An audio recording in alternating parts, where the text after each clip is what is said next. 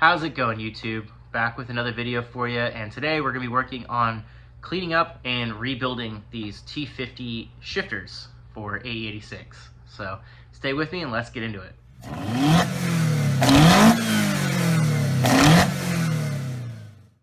So in a couple of recent videos, we pulled out the 4AC engine and transmission out of my white car, and when doing so, we attempted to get the shifter out, but this one has actually been RTV'd in. So we left the shifter base in there, which also happens to be the case with this 20 valve engine and transmission, which is the same T-50 transmission. But as you can see, the base is still bolted down to that one. Here we remove the bolts, we try to pull it up, but then I found out the hard way that it's RTV'd, so it's a little bit harder to get up there. So this is the shifter that we pulled out of the 4AC car. As you can see, there's lots of dust and grime. This is the C-ring that holds this unit into the shifter base. Next to it, we have, this one has been sitting out in the elements. As you can see, this is the one that goes to the 20 valve T-50. And as you can see, we're going to have quite a bit of some repair and rust reduction to happen on this shifter, and a lot of cleaning up to do. And then this is what a shifter basically looks like in its entirety. Here is with the base still on. And as you can see, it normally uses a paper gasket and the 4 bolts, and then it should pop up. And that's the shifter. So we got 3 of them that we're going to build. One of them we're going to put this Cusco brass bushing on instead of these plastic bushings, which we're going to do on this one here specifically. And that just tightens up the shift feel a little bit. And you know, this plastic does wear out or crack over time, and the brass is a little bit more durable. It's a tighter fit, so it gets rid of a little bit of the shifter slop that's there factory and prevents shifter slop from happening over time. So if we look in good detail here on the one that came out of the white car, you can see that this main ball here has got a lot of dirt and grit in the grease. And then we've got these 2, it's a plastic bushing here on this metal case, and you can see it's all full of grit and sand as well. And then there's also this spring, which is held by a certain tension, and you can see there's all kinds of grime and stuff in there as well. So if we look at this base here, it's got a cup which houses this ball, and then it's got a slot for this C-clamp or ring clamp that holds this top part of the spherical bracket down, whatever you would call that. So that is all fine and dandy, but if we take this one, and I realize you can't feel through the video, but if we take this assembly, this should be able to do basically a 360-degree rotation, and it's very notchy. You can actually feel the dirt and the grit and the grime in there. So that's the goal, is to rebuild these and clean them up so that they are nice and neat and clean, and we'll get rid of all that sloppiness and grindiness in the shifters. So first up, this one is absolutely disgusting. We're going to take it outside. We're going to spray all the dirt and all that kind of stuff off the boot, off the shifter itself. We're going to take a brush to a lot of this rust, and we're going to try to get as much of this rust off. That's going to be step number 1, and then we'll go into cleaning all of the shifters. And we're going to use a little Palmolive Oxy dish soap. Honestly, I kind of prefer Dawn, but this is what we got. Just dish soap in general works pretty good.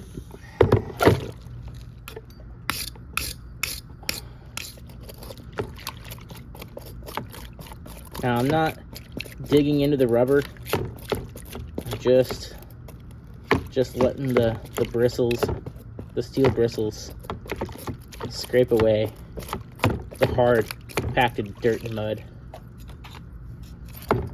Not using a lot of force at all. Now, obviously, like a nylon bristle would probably be better for the rubber parts, but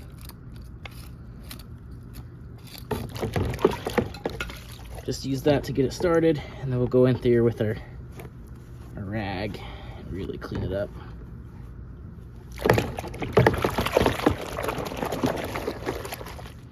All right, so this is our white car shifter here, and it's just really important to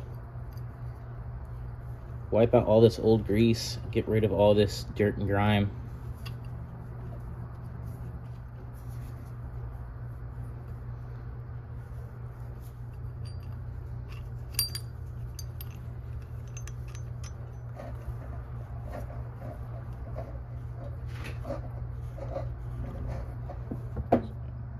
got a lot of the loose stuff off this first top cup here, this retaining cup. So slide that out of the way, work on this bottom one here. There's a lot of stuff in here on the bottom of this bottom one. It's really filthy. I don't know if you can get a good look at that. A lot of grime in there, and that's all gonna affect your shift feel, as is all this grime here in the spring. It's gonna affect how your shift feels. And then all of this in here, there's 2 pins in the transmission that this slides in and it pivots on, so you want to get it all out of there too.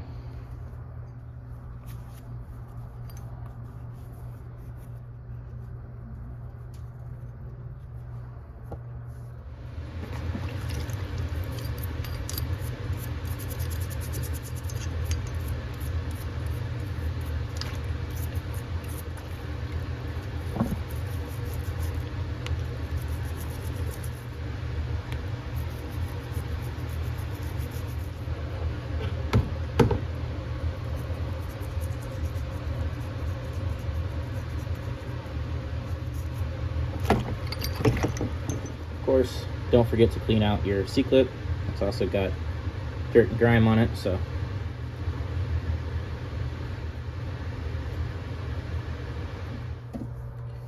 alright, now the top of this smaller cup fits inside the bottom of this bottom cup, so it's really important that those 2 surfaces are nice and smooth. So you can see this one's not terrible, but if we get a good look there on this bottom one, it's pretty rough. So I'm going to clean this up with a Brillo tip on the Dremel.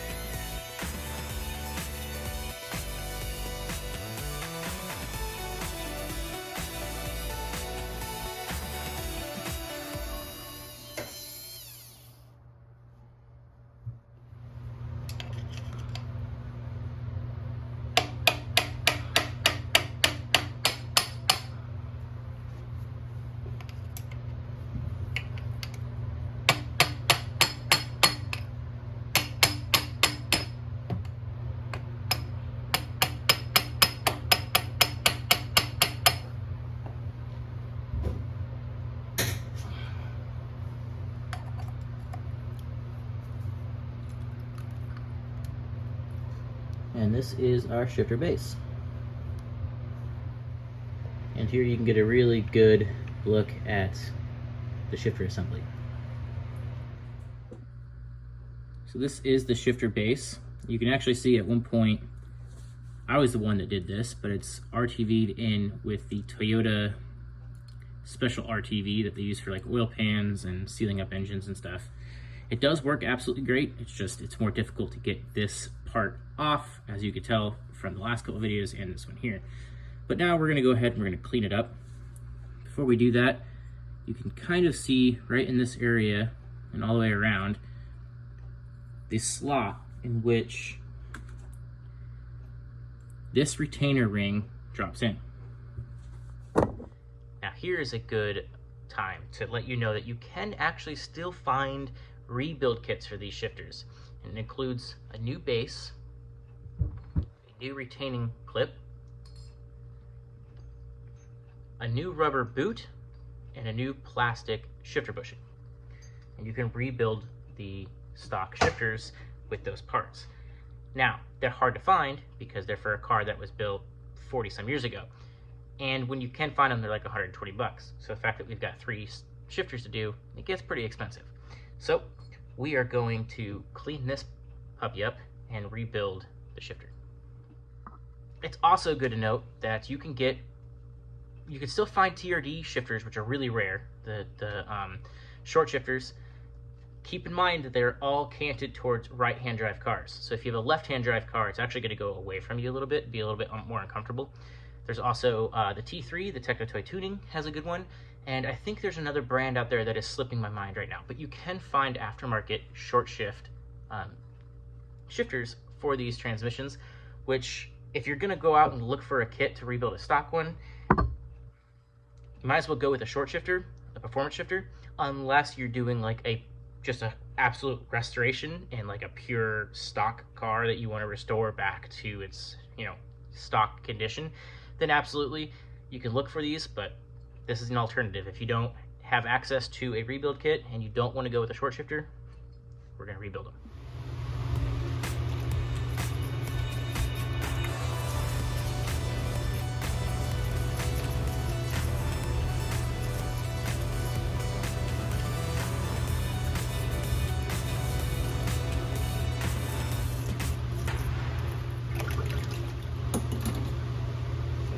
There is a rubber gasket that goes in this, so make sure you want to pull it out very carefully. You don't want to scratch it all up. Obviously we want to clean it and reuse it, and then we want to get all the gunk out of inside here as well.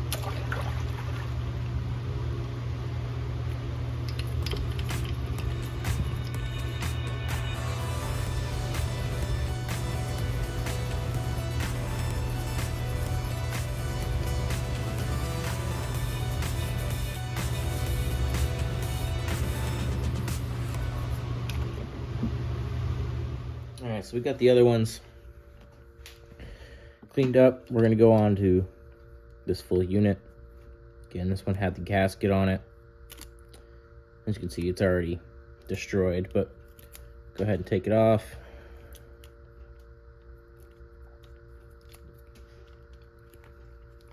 We're gonna eventually pull this boot up and take it apart, but for now, I just wanna get rid of most of this dirt.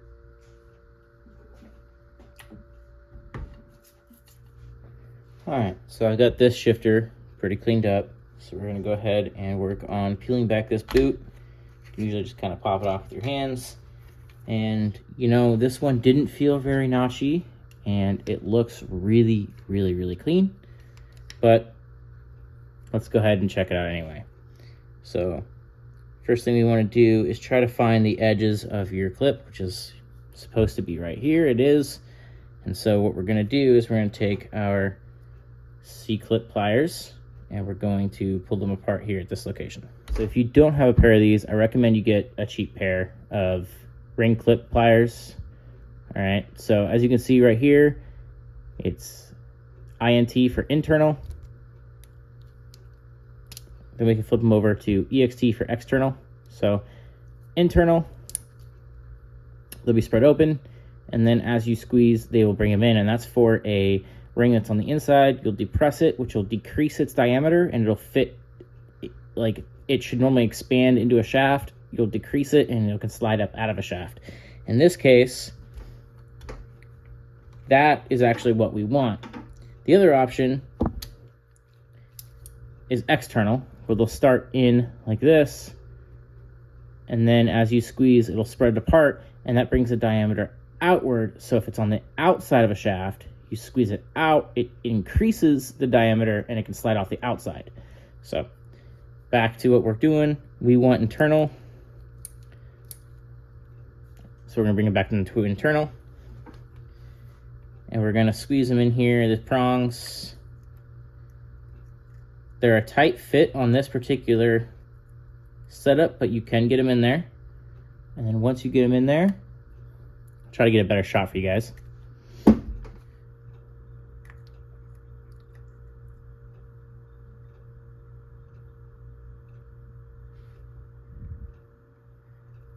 And then as you can see, it's depressing that ring.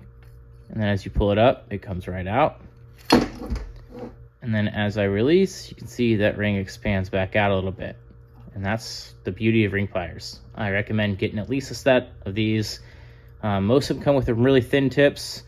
You can get some thicker ones and some thinner ones. I recommend the thin ones for anything with AE86 specific or basic car stuff. If you're more of an industrial guy, you're probably going to want to like a 3-piece set that's got some different thicknesses. And honestly, in this one, as you can see, there's Allen wrenches. A lot of them have this option where eventually you're going to snap off a nub, so you want some replacements, but then that also allows you to replace the thickness of your your tips here. So good tool, great tool, I recommend it. Now we've got this all taken apart.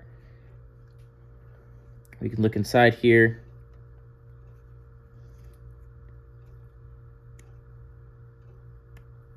We've got this nylon cup here, which is actually different than the other one.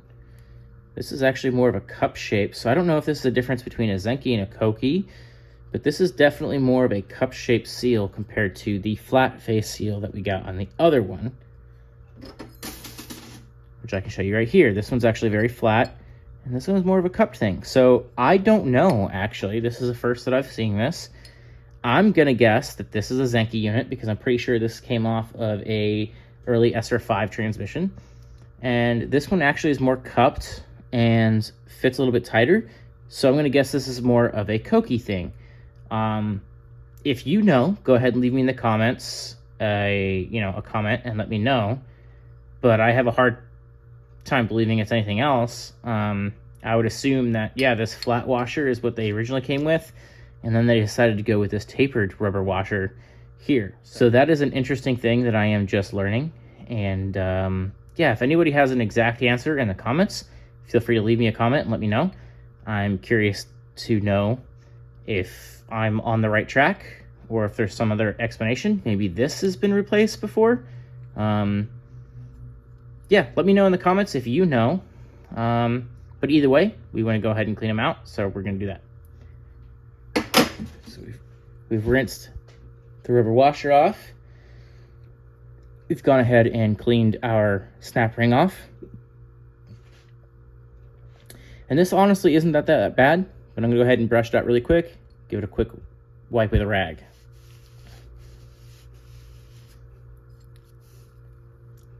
All right, and it's that simple. I mean, we've taken it apart. We've gotten all the nooks and graham out of the base. Now again, let's take a look at the actual shifter itself. This is way cleaner than last time. If you look back to earlier in the video, you could see all the dirt and grime and oil that's in there. So this boot, while it was torn, it was in better shape and it protected this a lot better. But we're still gonna go ahead and clean this out, get rid of the dirt and grime that's there, and re-grease it all while we're here. And just one more time for shits and giggles, this was actually really, really clean. It was very, very clean. No grime in there. It still had a good amount of the original grease in there. So this one was actually in decent shape. Kind of makes sense because it was assembled for the longest amount of time. It wasn't really taken apart and manipulated like some of the other transmissions I had. So this is probably the first time this one's ever been apart. And again, it had the best boot on it, so it was protected the most.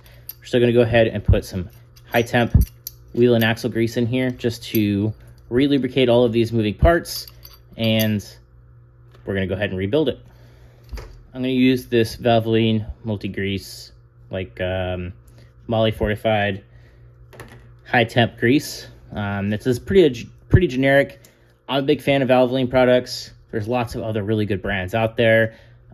So, you know, pick what you want as far as a brand or a product, but I'm a big supporter of Valvoline. They've always, you know, provided me with a really good quality product, but again, that's up to you.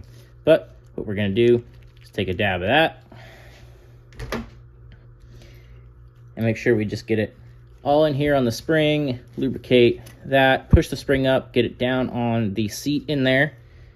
Then we're gonna get this first, I don't even know what you would call this, seat or washer or flare or whatever. And also lubricate that. And then finally, we're gonna take the bigger one and we're gonna lubricate both the bottom and the top. You don't have to put a ton of grease in there, but you definitely wanna make sure that there is a sufficient amount of grease and you cover all the areas. And I get it, this was really clean, but I swear if you could feel it, you would feel this being even cleaner. So next up is we're gonna go ahead and put this one all back together, and then we're gonna remove this plastic grommet from one of the other ones so that you can get the brass grommet put back in. Now, these are available from Toyota still. There's also other manufacturers that offer these grommets. If you want to go back with these Durlim plastic grommet, cool, by all means. But again, this Cusco one was designed to have a slightly tighter tolerance, and because it's brass, it takes longer to wear out. It's still softer than the steel, so the idea is still the same, that it is softer, it'll still move. The difference is the plastic, once it dries out and gets some grime in there, it will still be able to get manipulated. It's just going to rip itself apart. It's going to get really, really, really loose, which is going to offer some slop in the gear shift. Whereas with the brass or a metal unit, now it takes a little bit more to wear it out. And so if you get some dirt and grime in there, it's going to probably be a little bit more noticeable, but it's going to offer you a much tighter shift feel. So that's why I am emphasizing clean it out. And then when we put that in, we want to make sure that it's heavily lubricated so that it doesn't bind or anything like that. It should offer us some more shift feel, and it should also eliminate some slop in the feel of the shifter, which is going to keep your shifter from moving around like that when you're driving and idling and driving aggressively and that kind of stuff. And it's going to keep it much more kind of in the place, which is what we want. It's also going to make your shifting easier and more precise, which again is what we want. Now I almost forgot, we're going to put our seal back in there, but we're also going to lubricate the base here. And then we're going to take our clean seal and we're going to put it back down in there, making sure that it's in the correct position. Now, those little guide pins are going to make it a little bit tougher to get it in there, but you can. It's just rubber. I'm just trying to keep my finger clean, really. So there's back in there. We're going to give it another little dab of grease in there. Again, the more you lube it up, the better it feels. And we'll go into rebuilding it. All right, now there's lots of ways you can get these bushings off. A mini 3-arm puller is probably going to be the best. Not sure if you can see there's a little divot in there. If you can't, bro, we'll just go with fire. It's plastic versus metal. It's already kind of greasy. We'll just get it soft, and then we'll get the plastic heated up, and then we'll knock it off.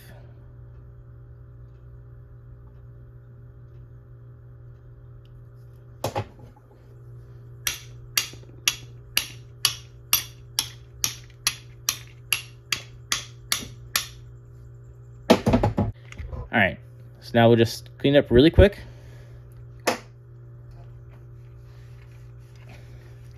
Make sure there's no burnt plastic on there. Go ahead and lubricate it.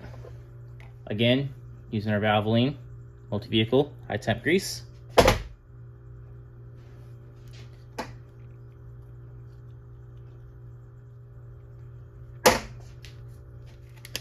And now from there, we're going to take our Cusco brass bushing, and as you can see, it fits on there nice and snug, but because it's not plastic and it doesn't stretch, it can come off. So it's another reason to just kind of heavily coat it with grease. And you're going to have to make sure that you insert in the transmission. And I like, it's a pretty tight fit, it really is, but it's extra nice with the grease because it makes a little bit of a suction effect, as you can probably hear. So you're going to use that to your advantage. Once the shifter is in the transmission, you're going to be fine, but you want to make sure you grease that, and you want to make sure you grease the outside. So once again, we're going to take some of that grease, and we're just going to put a dab and spin it all the way around.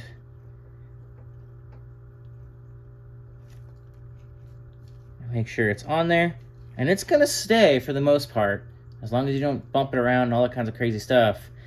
And we can assemble the shifter back together while that's on there, or we can do it after we assemble it. Either way, just want to make sure that the grease is on there. It's going to hold that, and as long as we make sure that that's on there when we drop it into our transmission, it's going to give us a much better shifter feel. Okay, so we got our nice cleaned up, lubricated, and sealed base. We got our C-clamp. Now, you'll notice that there's these two pins, and there's these two notches, and we spoke about them earlier. Okay, so basically there's only two ways that you can put your shifter in. You can put it in correctly, or you can put it in 180 degrees out. Now what you want to know is, if you look at the shifter, this is pointed pretty much straight down, and then it slants one direction or the other. It should always slant towards the driver, okay? So when it does this initial kink, that's the back, that's the base that goes away from the driver. Now, if we look at our base, there's this little appendage here that is always forward towards the engine. So this is forward and away from the driver, which means this square and even side is the driver's side. So what we want to make sure is that this curve comes back like this. And if you can see, this appendage is forward, the shifter leans backwards. That's how we want to insert that in there. Like so. Now, as we drop it in there, we want to make sure that we push down into the assembly. We want to make sure that the washers are down and in there. Try to pull this boot back for you. Okay. And they're nice and in there. Then we take our C-ring, our compression ring, and get it set up. Then we take our C-clip or compression ring pliers, and we depress our ring until it fits in there, and it should go into a slot, and you just heard it clip in. Usually you can do it with your finger, sometimes maybe a screwdriver, but now it's in there. It's depressing this upper washer, which is allowing it to stay still, and now we have a perfectly good and clean shifter assembly. And we also have a brass piece that's going to go on there. Like you may have just seen, it falls off because with the plastic, there's a little ridge on the bottom end to stop it from falling off, which is great until the plastic wears out. And that ridge really is only important for assembly. That's the only reason that ridge is there. So this makes it a little bit annoying. But again, now that we've got some grease on there, it's going to stay. As you can see, I can hold it upside down. You can do that kind of stuff. It's not going to fall off. Now, if you bump it, yeah, of course it's going to fall off and it's going to get a little frustrating. So it just means that you got to drop the shifter into the transmission and get it right. The other option is you can put the bushing down into the shifter. You can drop it in there and then make sure that you put the shifter into the bushing. That's another option. So now that we got it all assembled, we got our shifter with our bushing kind of glued, quote unquote, in there with grease. Now we don't have a gasket. We don't have any RTV or anything, so this is just for you guys. It should drop in there like so. Then you put your bolts back in, and you've got a nice smooth shifter. And for those of you that are curious, this is a Cusco part for AE86, Cusco, Japan, part number 116940A. So, should be easy to find. Cusco shifter bushing for AE86. So guys, I hope that wasn't too long-winded. I hope that made sense, and I hope that helps you when you're working on your AE86 or old school Toyota. Pretty straightforward. It's a pretty simple assembly, but still, if you've never done it before, I hope this helps you out. And if you have a notchy shifter, this could be the reason. So thank you guys for tuning in. Until next time, happy wrenching.